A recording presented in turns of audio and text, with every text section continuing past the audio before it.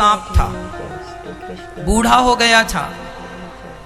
एक बार किसी ने पत्थर फेंका तो वो सांप को लगा, और सांप को लगने से वो सांप को घाव हो गया।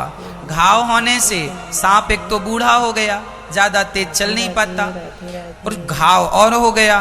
तब सांप को बहुत सारी चींटियां लगने लगी, और चींटियां लगी ना तो सांप तड़पने लगा।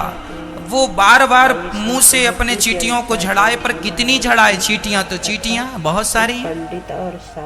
चींटियों ने उसको जिंदा खाना शुरू कर दिया, तड़प रहा था। तब वहां से एक संत निकल रहे थे।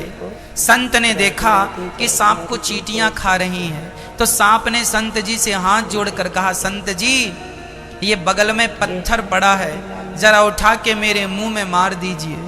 संत जी ने कहा, मैं क्यों मारूं महाराज, मुझे मार डालिए, मैं मरना चाहता हूं। क्यों मरना चाहता है? देखो ना कितनी सारी चींटियां लग गई हैं, ये मुझे जिंदा खा रही हैं, मैं बहुत दर्द में हूं, बहुत पीड़ा है।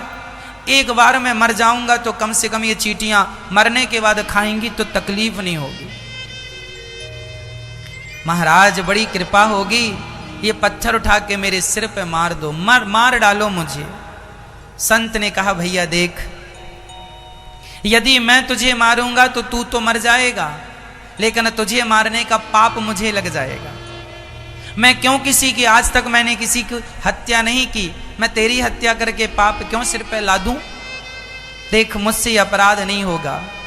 तो सांप ने कहा, महात्मा जी आप तो सब जानते हैं, आप मुझे बस इतना बता दो कि आखिर मैंने कौन सा पाप किया था जिस पाप के कारण मुझे ये कष्ट उठाना पड़ रहा है, ये सारी चींटियां मुझे खा रही हैं।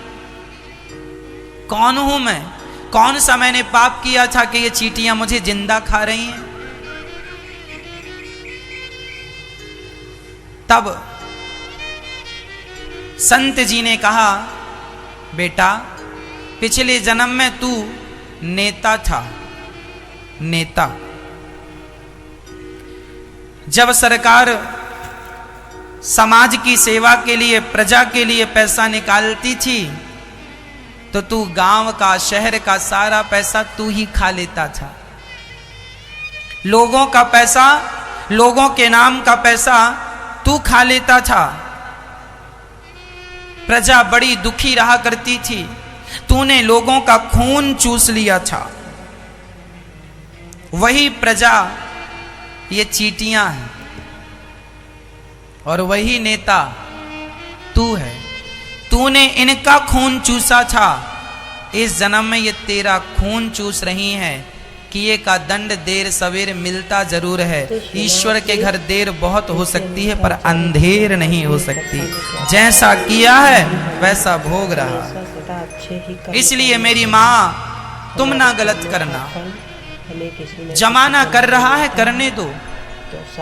वो अज्ञानी है, वो ना समझ है, आप तो समझदार हैं, आपको तो ये ज्ञान है। इस दुनिया में कोई भी दुख पाता है तो वह अपने कर्मों के कारण पाता, सुख पाता है तो आपके अच्छे कर्मों के कारण।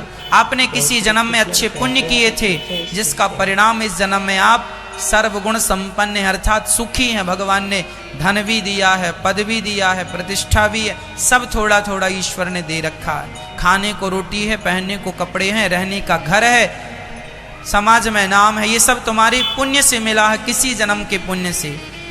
यदि तुम्हें आज गरीबी मिली है तो ये भी तुम्हारे कर्मों का ही दंड है। तुमने जो पाप किया है उस पाप का फल तुम्हें इस जन्म में गरीबी के रूप में उठाना पड़ रहा है। पर कोई बात नहीं, गरीबी अमीरी जो है, जो पिछले जन्म में किया था सो अब मिल रहा है। अब अच्छा करते चलो ताकि अगला